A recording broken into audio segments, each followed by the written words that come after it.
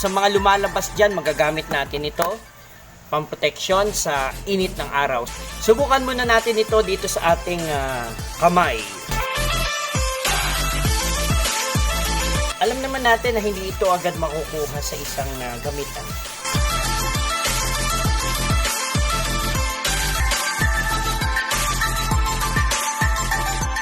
Tignan natin ngayon ito pag naarawan tayo.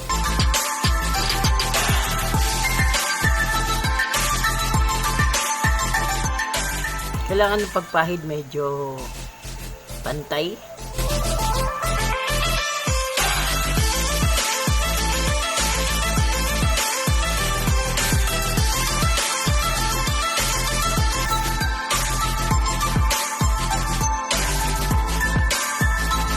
Obserbahan natin sa mga susunod na araw.